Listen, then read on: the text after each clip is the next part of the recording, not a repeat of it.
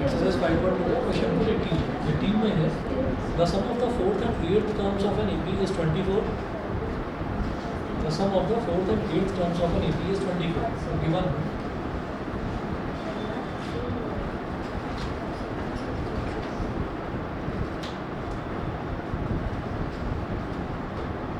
क्या बोला है इन्होंने? The sum of the fourth and eighth terms of an AP is 24. तो फोर्थ टर्म जो है, फोर्थ टर्म क्या होगी a प्लस 30 और एट्थ टर्म क्या होगी a plus 70. a plus a is equal to 2a, 3d plus 70 is equal to 10d. इधर से 2 ले लिया कॉमन तो क्या आ गया a plus 5d is equal to 24. तो 2 बन जा 2 बन जा a plus 5d is equal to 20. ये बन गई हमारी इक्वेशन नंबर 1. एक तो ये दे रखा था. दूसरा वो बोल रहे हैं and the sum of sixth and tenth terms is 44. Sum of sixth and tenth term, sum of sixth and tenth terms is 44. तो सिक्स्थ टर्म क्या होगी a प्लस 5d और टेंथ टर्म है a plus 9d is equal to 44. तो a plus a is 2a, 5d plus 9d is 14d is equal to 44. 2 common ले लिया तो क्या बचा a plus 7d और 2 22 जा. हमारे पास ये इक्वेशन होगी a plus 7d is equal to 22. Equation number 2. तो आप ये देखिए हमारे पास a और d में दो इक्वेशंस बन गई. तो जैसे pair of linear equation solve होता है ना वैसे सॉल्व करेंगे कि इक्वेशन नंबर 1 में से इक्वेशन नंबर 2 को सब्ट्रैक्ट कर देंगे. तो लिखिएगा subtracting equation 2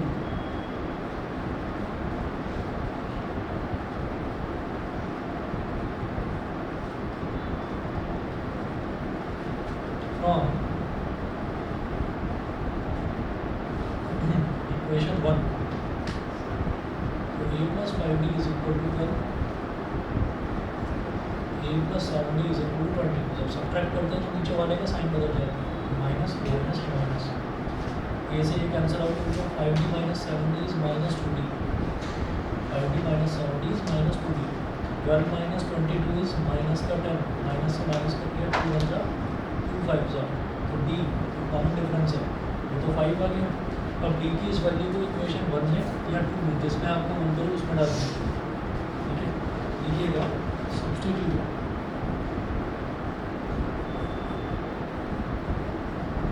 this value of d in equation 1. d की इस वैल्यू को इक्वेशन 1 में सब्स्टिट्यूट कर दीजिए तो a plus 5d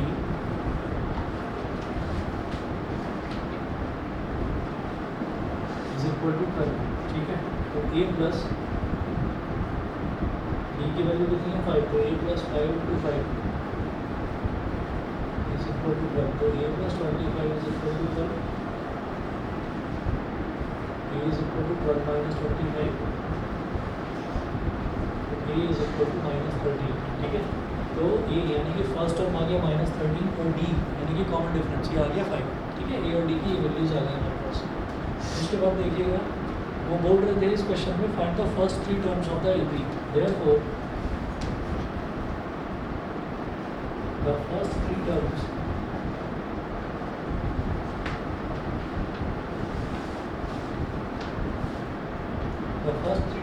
of this AP will be a plus d and a plus 2d. ये फर्स्ट 3 टर्म्स होंगे. a कितना है माइनस 13, a प्लस d कितना हो जाएगा minus 13 plus 5 and a plus 2d कितना हो जाएगा minus 13 plus 25. minus 13 plus 5 is minus 8 and minus 3. 2 5 are 10, तो minus 13 plus 10 is minus का 3. ये हो गया. इसके बाद में क्वेश्चन नंबर 19 है, जो मैं नेक्स्ट करवा रहा हूँ, ये बड़ा इंपॉर्टेंट है question. Question number 19, question number 19 पे देखिएगा क्या पूछ रहे हैं। ये कह रहे हैं Subbarao started work in 1995 at an annual salary of rupees 5,000 and received an increment of rupees 200 each year. In which year did his income reach rupees 7,000? तो कौन से ईयर में उसकी इनकम बढ़कर rupees 7,000 हो जाएगी? सुब्बाराव स्टार्टेड वर्क इन 1995, तो यहाँ लिखेंगे कि सैलरी इन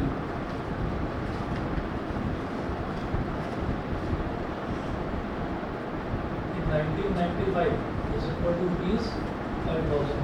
1995 में इतनी सैलरी थी। फिर वो कह रहे हैं कि उसको एक साल बाद इंक्रीमेंट मिलता है 200 रुपये का, तो salary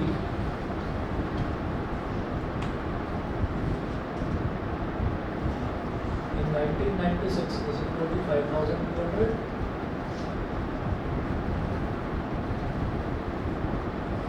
salary in 1997 is equal to rupees 5,400 and so on. ठीक है, तो अब ये कह रहे हैं कि in which year did his income reach rupees 7,000, तो कौन से साल में उसकी जो सैलरी है वो बढ़कर 7,000 रुपये हो जाएगी, आपको ये बताना है। तो हम ये कहेंगे clearly it is an AP,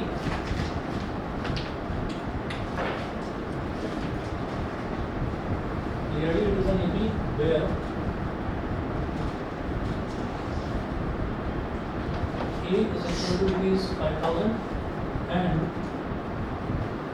B यानी कि common difference is equal to rupees 200।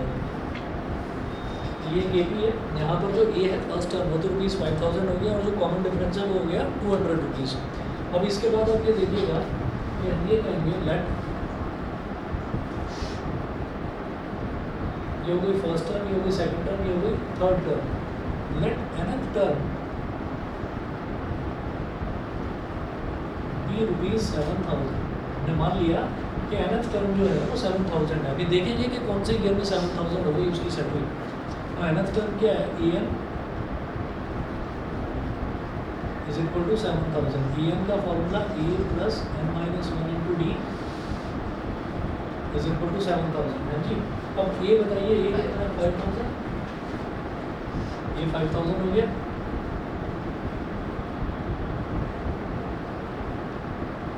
Plus N minus 1 into D कितना है 200 इज इक्वल टू 7,000। तो N minus 1 into 200 is equal to 7,000 minus 5,000। N minus 1 into 200 is equal to 7,000 minus 5,000 is 2,000। 2 0 से 2 0 cut गए, 2 1 जा 2, 2 10 जा 20। N minus 1 is equal to 10, तो N is equal to 10 plus 1, तो N is equal to 11। In the 11th year, his salary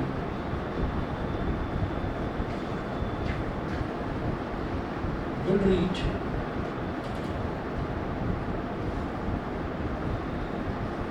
rupees 7,000। ठीक है, अब इन्होंने ये बोला कि पूछ क्या रहे हैं क्वेश्चन में इन बिच ईयर। ठीक है, तो एक तो आपने ये लिख दिया आंसर में कि 11th ईयर, लेकिन फिर वो 11th ईयर होगा कौन सा?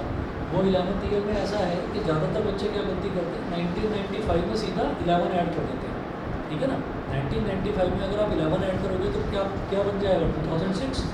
लेकिन वो बोल रहे हैं 11th ईयर, फर्स्ट ईयर क्या है 1995, तो 1 मतलब 1995, सेकेंड ईयर 1996, 2 मतलब 1996, 3 97, 4 98, 5 99, 6 2000, 7 2001, 8 2002, 9 2003, 10 2004 एंड 11 2005। 11th ईयर कौन सा ईयर हो जाएगा 2005। समझ गए, क्योंकि 1995 में ऑलरेडी उसकी सैलरी 5,000 है, तो वो फर्स्ट ईयर है, ये सेकंड ईयर, ये थर्ड ईयर, तो 11th ईयर कौन सा होगा 11th ईयर 1995 को फर्स्ट ईयर मानते हुए आप काउंट करो 1 2 3 4 5 6 ऐसे करो। तो हमने करा 1 2 3 4 5 6 7 8 9 10 11 यहाँ पर आ रहा है, तो हम काउंट करेंगे 95 96 97 98 99 2000 1 2 3 4 5, तो 2005 में उसकी सैलरी इतनी हो जाएगी 7,000। समझ गए? ज़्यादा ईयर से तो हम लोग ऐड करके ऐसे करो। ठीक है। तो अब यहाँ पर करिएगा कि सो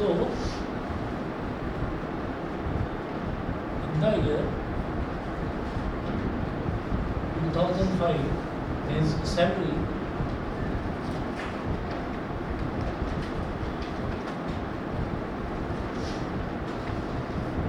will reach ₹7,000। ठीक है जी।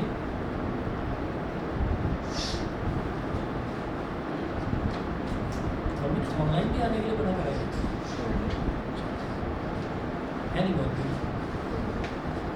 क्वेश्चन नंबर 20 देखिएगा। Ramkali saved ₹5 in the first week of a year and then increased her weekly savings by ₹1.75. If in the nth week her weekly savings become ₹20.75 तो रामकली ने क्या करा कि एक साल की शुरुआत होती है और तब वो सेविंग्स की आदत डालती है। ठीक है। तो क्वेश्चन नंबर 20 है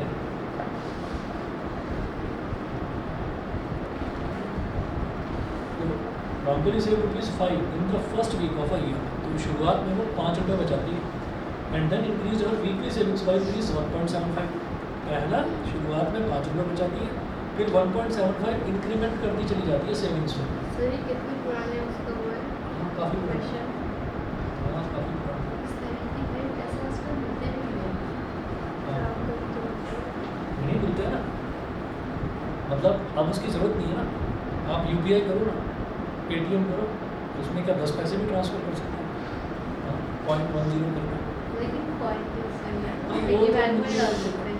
वो तो मिलने ही बंद हो गए। और आप देख लेना धीरे धीरे डिजिटल करेंसी की तरफ हम बढ़ते जा रहे हैं। हो सकता है धीरे धीरे नोट ही आने बंद हो गए। कुछ कहा नहीं जा सकता। मतलब मुझे तो ऐसा याद है कि शायद मुझे शायद 1-1.5 साल हो गया मैं अगर घर से बाहर कहीं जाता हूँ मैं पर्स लेकर जाता ही नहीं, ज़रूरत ही नहीं। एक छोटे से छोटा मोची हो या कोई सब्जी वाला हो बना लो, सबके पास तो बार कोड लिए बैठे हैं सब, कोई प्रॉब्लम ही नहीं। मैंने एक शॉपकीपर देखा था, वो एक माला से पहन के बैठे थे एक साइड पे और उसी पे। उसी पे लो भाई यहाँ से कर दो। हाँ ये भी ठीक है, ये भी ठीक है। और बताऊँ आपको कि क्या होता है कि जो बैंक वाले होते हैं तो क्या करते हैं वो मतलब जैसे ATM कार्ड होता है तो ATM कार्ड की एक वैलिडिटी होती है कि वो इस ईयर के इस मंथ तक वैलिड रहेगा। तो ATM कार्ड आया बंद करना है, 2 साल पहले आया, नए का नया ही पड़ा हुआ है। उसका जो स्लिप जो होता है ना उसका वो स्टिकर वो तक नहीं खोला गया, ऐसा का ऐसे ही पड़ा है। ज़रूरत ही नहीं पड़ रही उसकी। क्यों नहीं पड़ रही ज़रूरत? क्योंकि अकाउंट से अपना सब UPI से सब लिंक है। अब आपने कभी देखा है ATM के बाहर लाइन लगी पड़ी है, पैसे निकाल रहे हैं ATM के बाहर से, कौन निकाल रहा है पैसे? तो ये उसके बाद जो कोरोना के बाद कुछ ज़्यादा बढ़ गया।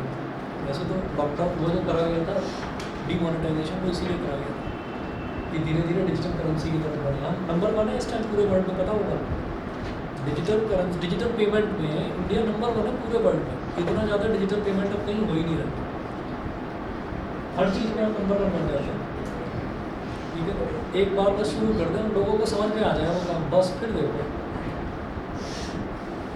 10-10 पैसे आजकल उसमें भी नंबर 1 चल रहा है। अरे भाई आप सब लोगों को एक चीज़ सजेस्ट कर रहा हूँ, आप लोग ना टाइम का बड़ा अच्छा यूटिलाइजेशन करते हो। जैसे मान लीजिए पढ़ाई के बीच में आप लोग फटाफट से मोबाइल निकाल कर बैठ जाते हो, मोबाइल में अपना लगे रहते हो कुछ ना कुछ। भाई वो रास्ते में बड़े बड़े बोर्ड लगे देखे मैंने, वो लूडो खेलो और जुप्पी खेलो। भाई वो कौन कौन से गेम है कि उसमें इतना खेलोगे तो लाखों रुपए जीत जाओगे? भाई गेमों में मत पड़ जाना। उसमें नीचे लिखा रहता है उसमें पैसे इन्वेस्ट करने पड़ते हैं। हाँ, इसीलिए मैं कह रहा हूँ कि वो एडिक्शन है उस चीज़ का, तो उसमें मत पड़ जाना चक्कर में। पेपर में भी आती है खबरें कि वो मतलब बच्चा पागल हो गया, वो उसी में लगा रहता था, उसको दौरे पड़ने लगे, फिर उसको हॉस्पिटल लेकर गए। हॉस्पिटल लेकर गए तो पड़ा हुआ भी ऐसे ऐसे कर रहा है, बस आँख बंद है और हाथ ऐसे चल रहा है जैसे मोबाइल में कुछ खेल रहा है। तो भाई आदत ख़राब है उसकी, याद रखना ये चीज़ों में मतलब ना। चलिए देखिएगा उसने क्या करा ना, पहले हफ्ते तो ₹5 बचाए और उसके बाद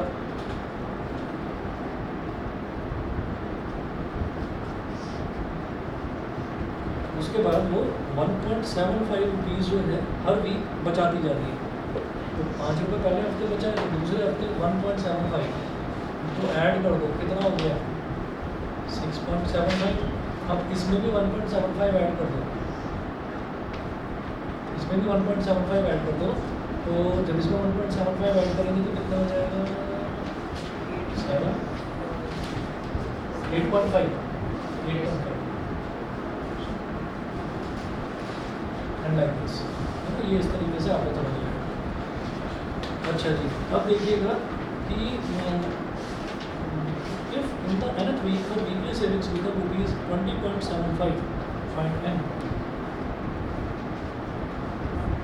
तो nth term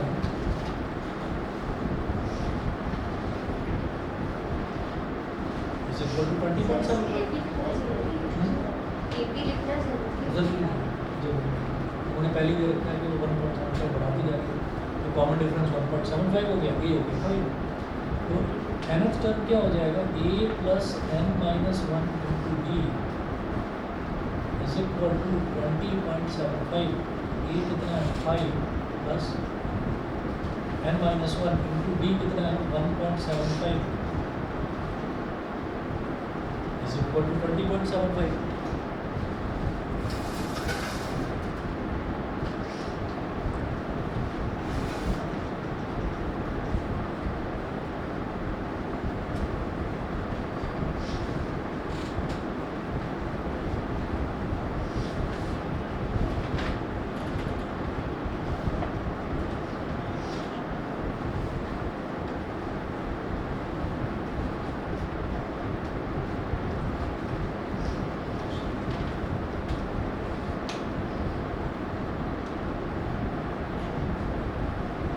minus 1 into 1.75 is equal to 20.75।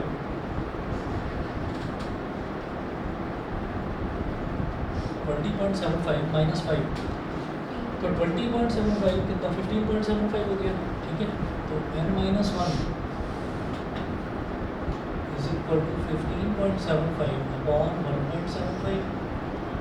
इधर भी डेसिमल के बाद दो डिजिट, इधर भी डेसिमल के बाद दो डिजिट कैंसिल आउट हो गया। 25 के टेबल में आता है 25 6 ज़ा 150, 25 7 ज़ा 175, 25 6 ज़ा 150, 150 7 minus 150 is 7, 7 5 75, 25 3 ज़ा 7 9 ज़ा n minus 1 is equal to 9, तो n is equal to 9 plus 1, तो n की वैल्यू कितनी हो गई in 10th week our weekly savings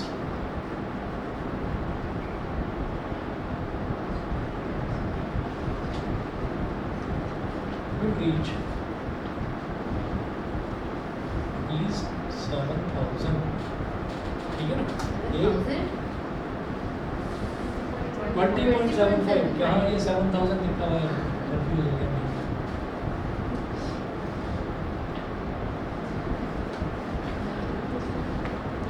वो बेचारी 1.75 रुपीज बचा रही है, कहाँ 7,000 पर पहुँच गई।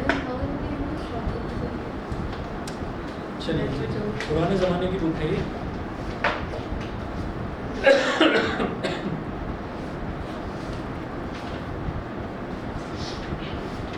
हाँ जी, तो सम ऑफ एंटर्म्स का फॉर्मूला मैंने आपको लिखवा दिया था। एग्जाम्पल नंबर 11 देखिएगा इसका। एग्जाम्पल नंबर 11 में है find the sum of the first 22 terms of the AP.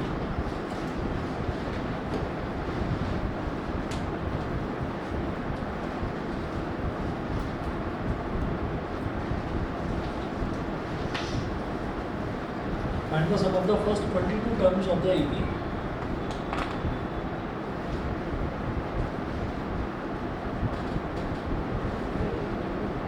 AP क्या है? Given AP 8 3 minus 2।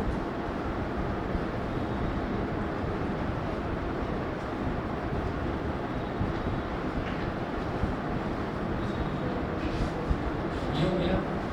A क्या है? 8 यानी कि फर्स्ट टर्म। कॉमन डिफरेंस क्या है 3 माइनस 8 मतलब -5, ये हो गया।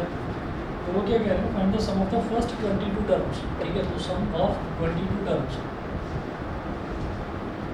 Sn is equal to n by 2 into 2a plus n minus 1 into d। तो 22 terms S22 is equal to 22 by 2 into 2a, 2 into 8 plus n minus 1 यानी कि 22 minus 1 into d कितना है -5। तो टू 11 सा 22, इधर 11 हो गया, 2 8 सा 16, 21 इंटू -5,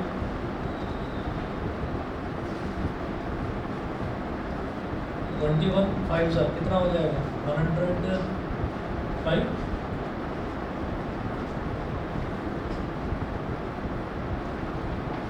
कितना आ जाएगा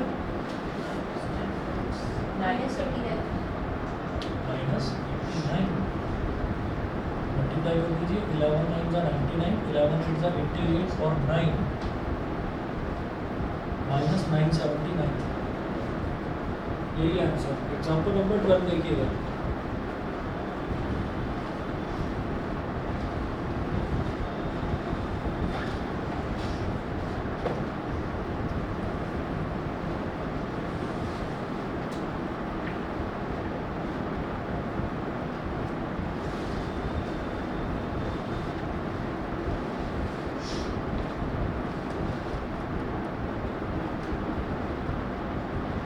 एग्जाम्पल नंबर 12 देखिएगा, इसमें है if the sum of the first 14 terms of an AP is 1050, तो गिवन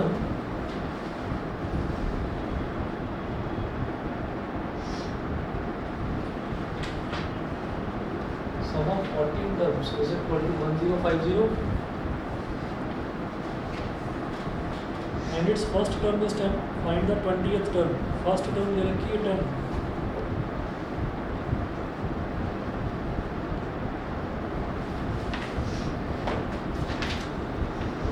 by 2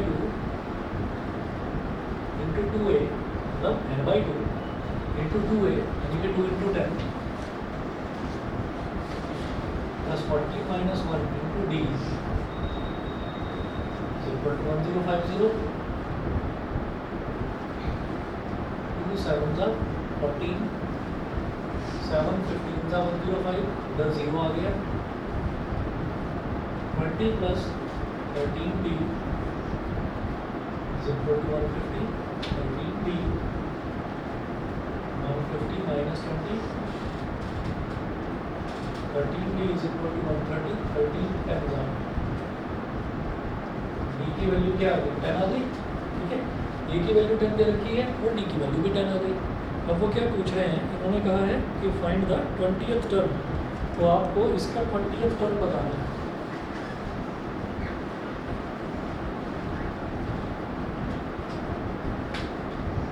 A20 क्या हो जाएगा a plus 19t, तो 10 plus 19 into 10, 10 plus 190 यानी कि 200, 20th टर्म आ गई 200। बताइए जी क्लियर सभी का। एग्जाम्पल नंबर 13 देखिए, 13 में पूछ रहे हैं how many terms of the AP 24 21 18 comma dot dot dot dot must be taken so that their sum is 78, ठीक है।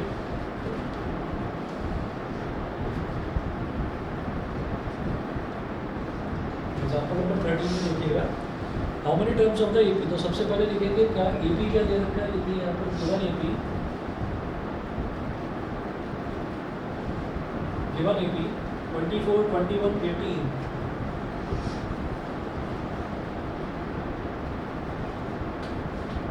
21 18, ये एपी दे रखा है। जब ये एपी इनको दे दिया तो हमारा फर्स्ट टर्म क्या है, ए क्या है 24 और कॉमन डिफरेंस डी क्या है 21 माइनस 24, ये हो गया -3, ठीक है। So that their sum is 78, let the sum of n terms be 78। वो कह रहे हैं कि कितनी टर्म्स ली जाए कि उन टर्म्स का सम जो है वो 78 के बराबर हो, तो आप कहेंगे let the sum of n terms,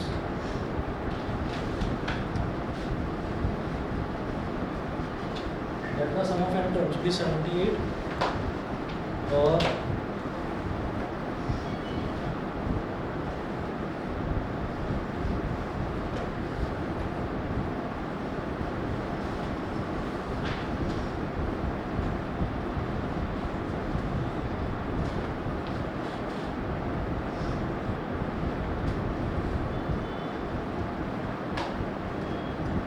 Sn is equal to 78. Sn का formula n/2 into 2a plus n minus 1 into d is equal to 78. a है 24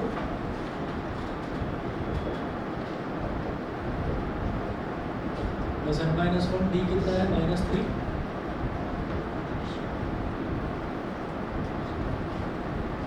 is equal to 78.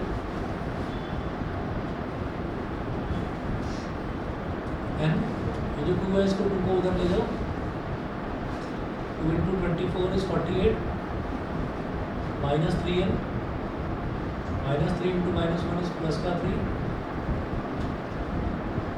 78 into 2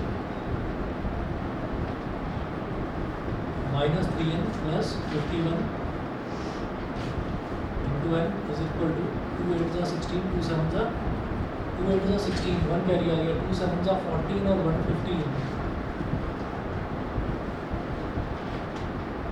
-3n square plus 51n, 156 को इधर ले आएंगे तो -156 is equal to 0। और ये तीनों टर्म्स 3 से डिवाइड हो रहे हैं, तो आप क्या करिए -3 ले लीजिए कॉमन, -3 इसलिए ताकि मेरा n स्क्वायर वाला टर्म पॉजिटिव हो जाए। ठीक है, तो ये n स्क्वायर हो गया और -17n और माइनस कॉमन ले लिया तो ये प्लस का हो गया, 3 5 जा 15, 3 2 जा 6 इज इक्वल टू 0। 0 अपॉन -3 क्या बन जाएगा, 0 बन जाएगा।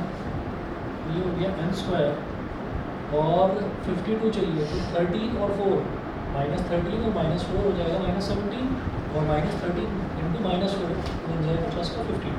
ठीक है, तो इसको लिखेंगे n square -13n -4n plus 52 is equal to 0। तो पहला और दूसरा जो टर्म है इसमें से n अगर कॉमन ले लिया तो ब्रैकेट में क्या आएगा -13, इसमें से -4 अगर कॉमन ले लिया तो ब्रैकेट में आएगा n-13 इज इक्वल टू 0। इधर भी n-13, इधर भी n-13।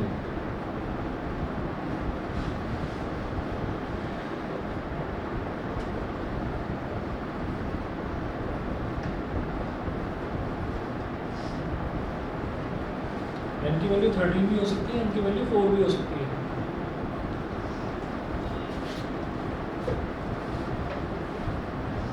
ऐसा पॉसिबल है?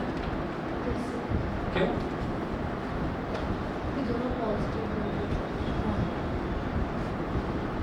लेकिन अगर 4 नंबर्स का सम जो है वही 4 आ रहा है तो 13 नंबर्स का सम भी वही आएगा 78। ऐसा कैसे पॉसिबल है? हाँ?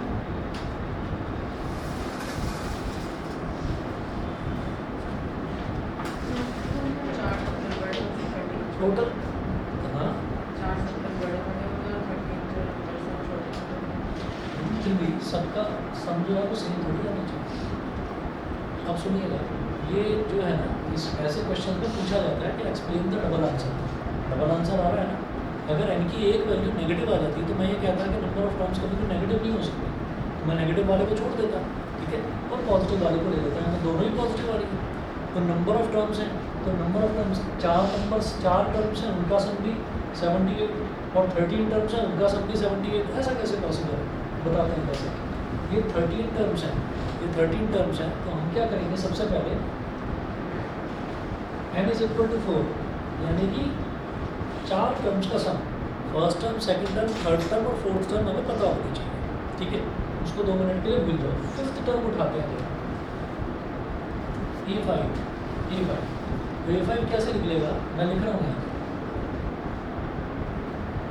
a plus 4d। a कितना है 24 प्लस 4 इंटू -3, तो ये कितना हो गया 12 हो गया, 12 हो गया। ऐसे ही a6 निकालो, तो अब ना बार बार फॉर्मूला लगाने की जरूरत नहीं है भाई। d कितना दे रखा है -3, तो हर एक में से -3 करते चले जाओ। +3 होता तो हर एक में +3 ऐड करते चले जाते। मेरी 6th टर्म जो है वो क्या हो जाएगी 12 - 3 9। 7th टर्म क्या होगी 9 - 3 6। ये इंपॉर्टेंट है, क्वेश्चन ध्यान रखिए। 8th टर्म क्या होगी 6 - 3 3। 9th टर्म क्या होगी 3 - 3 0। 10th टर्म क्या होगी 0 - 3 -3। 11th टर्म क्या होगी -3 -3 -6। 12th टर्म क्या होगी -6 -3 -9। और 13th टर्म क्या होगी -9 -3 -12। ठीक है, तो ये हमारे पास 13th टर्म आ गई कहाँ से, A5 से लेकर 5वीं टर्म से लेकर 5वीं 6वीं 7वीं 8वीं 9वीं 10वीं 11वीं 12वीं 13वीं, टोटल 13 टर्म्स आ गई मेरे पास। और 4 टर्म से ऊपर वाली टर्म्स आ गई। ठीक है, तो हम ये कहेंगे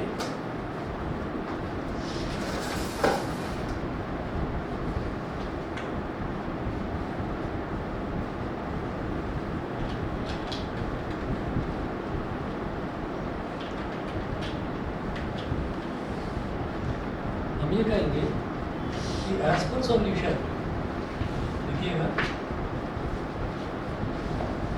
ये सारी वैल्यूज लिख ली सारी वैल्यूज लिख ली। ठीक है, यहाँ लिखेंगे as per solution some of 4 terms, मतलब A1 plus A2 plus A3 plus A4 is equal to 78। सही है। Sum of 13 terms A1 plus A2 plus A3 plus A4, ये ब्रैकेट में डालिए। ब्रैकेट में नहीं भी डालोगे तो भी चलेगी। Plus A5 plus A6 plus A7 A8 A9 A10 A11 A12 A13। A1 से लेकर A4 तक की टर्म्स का सम 78 है। ठीक है, ऐसे A13 तक का भी 78 है। कैसे है उसी चीज़ को एक्सप्लेन कर रहे हैं। A5 लिखिएगा, A5 की वैल्यू 12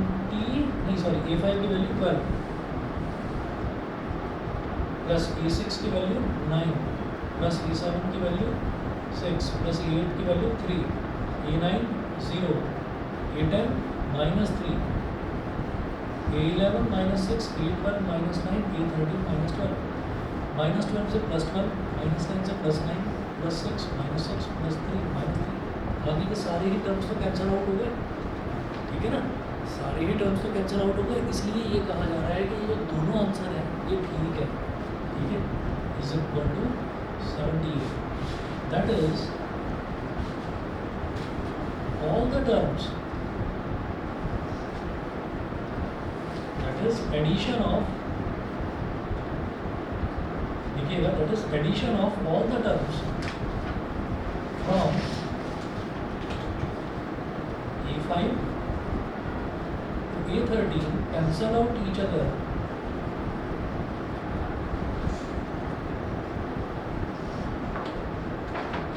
become 0.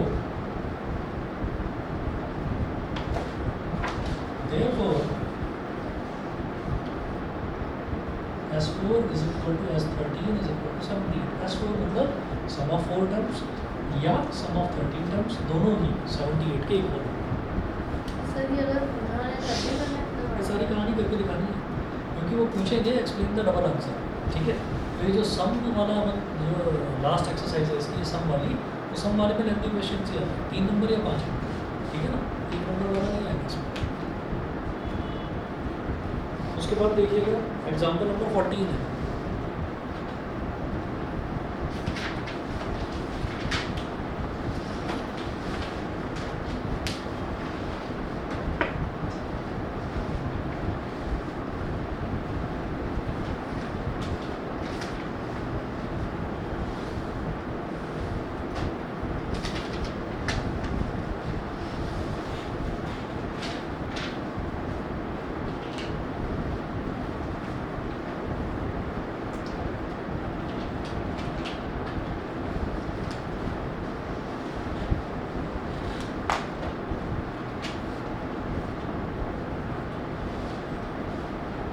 एग्जाम्पल नंबर 14 में देखिएगा, find the sum of, first है the first 1000 positive integers.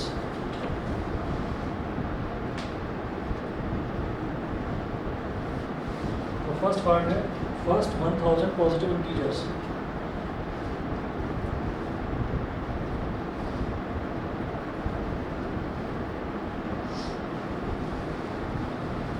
to find the sum of first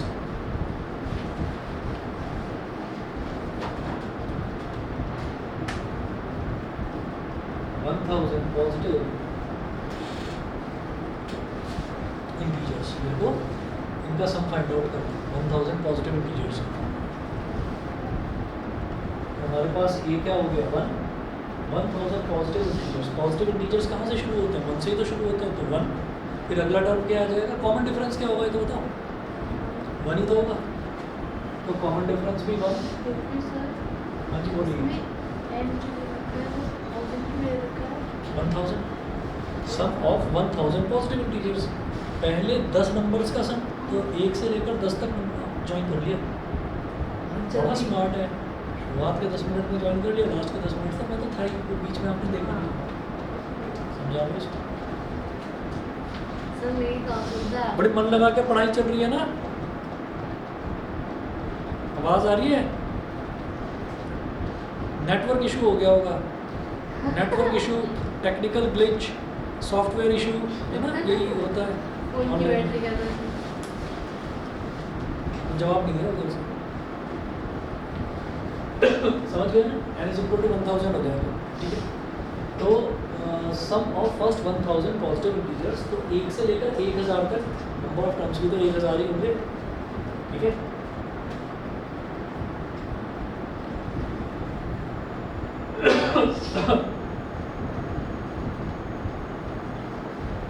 thousand upon 2 n upon 2 e plus l, ये लिखो। d वाली की जरूरत नहीं है।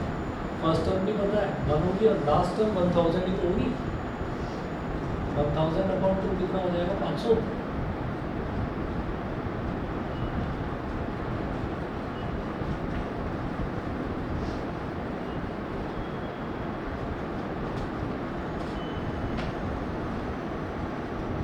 लास्ट में 2 0, 5 1 5, 5 0 0, 5 0 0, 5 0 0, 5 0 0, 500 सही है। The first n positive integers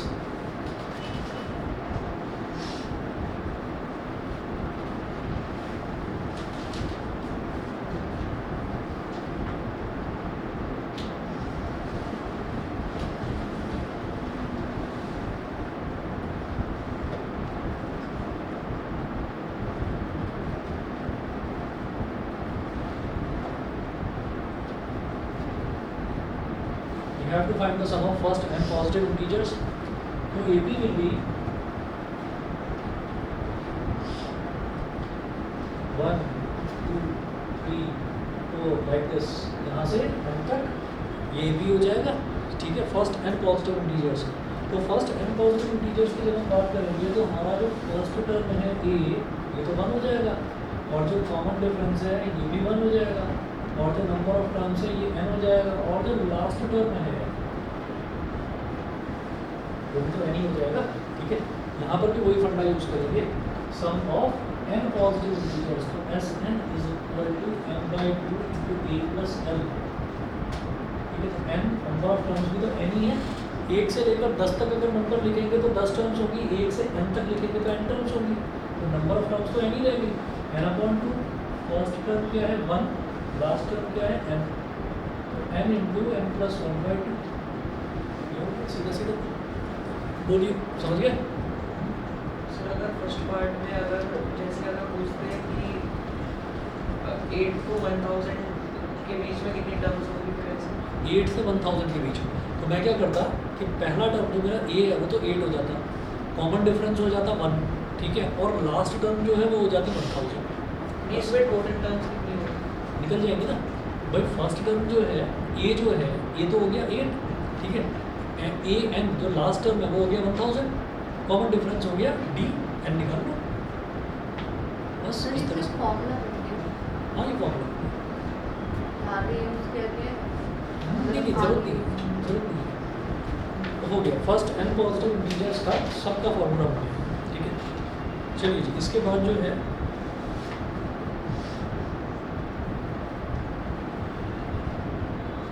example number 15 देखिएगा।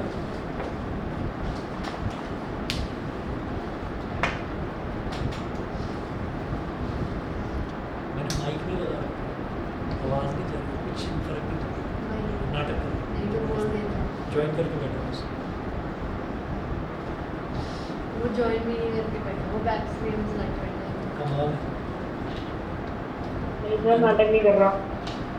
आवाज़ जा रही आवाज़ है, इसका मतलब मेरा माइक बहुत अच्छा है। तो बीच के 50 मिनट कहाँ पर थे तुम? नाटक नहीं कर रहा मैं। फिर वही जो आपने बोला network issue. Network Network issue, issue। Technical glitch है ना ये। गेम कौन सा चल रहा है? पीछे ज़ुपी ऐप डाउनलोड कर रखी है क्या? लोटस 365 ज़ुपी ऐप, बैटरी लोकी। लूडो खेलो। मैंने ही कहा था ना बैटरी लो बोलेगा हाँ बैटरी लो बोल रहा है वो हाँ। वो तो बहाने तो बैटरी तैयार लो है। है। उसकी बैटरी लो बोलेगा Find the sum of first 24 terms of the list of numbers whose nth term is given by। तो nth term क्या दे रखी है? Find the sum of first 24 terms whose nth term is given by an is equal to 3 plus 2n।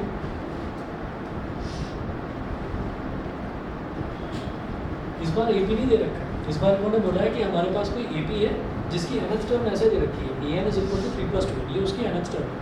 तो अगर ये nth term है तो इससे मैं फर्स्ट टर्म, सेकंड टर्म और थर्ड टर्म निकाल सकता हूँ। देखना जरा a1 क्या हो गया भाई, n की जगह आप 1 डाल दीजिए, a1 आ जाएगा। 2 into 1 is 2, 2 plus 3 is 5, ये फर्स्ट टर्म आ गया। a2 ये कितना हो गया 7, a3 का 6 plus 3 9 एंड हो गया। तो यहाँ से क्या देखूंगा मैं कि a तो आ गया 5 और कॉमन डिफरेंस कितना आ गया 2, सही है। वो क्या पूछ रहे हैं? Find the sum of first 24 terms. ठीक है, तो पहली 24 टर्म्स का मेरे को सम बताना है, एज 24 बताना।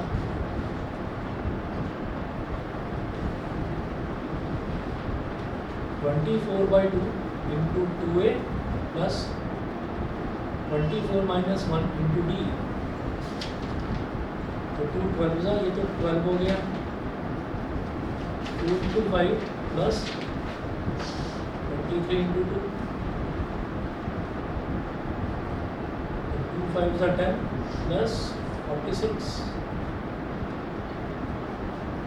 56, 12 6 are 72, 7 carry 12 5 are 60 और 7 67, सही है। 672 हो गया। एक क्वेश्चन ये टीवी सेट्स वाला बच रहा है, ये ट्राई करिएगा। एक्सरसाइज 5.3, एक्सरसाइज 5.3 में शुरुआत के 5 क्वेश्चन कर लीजिएगा बस। 5.3 में बस 5 क्वेश्चन कर लीजिएगा, ठीक है। थर्ड क्वेश्चन के काफ़ी सारे पार्ट्स हैं, सब कर दो। NCERT में क्या छोड़ना है, इसमें तो सारा ही करना है। RD में फिर भी लगा सकते हैं।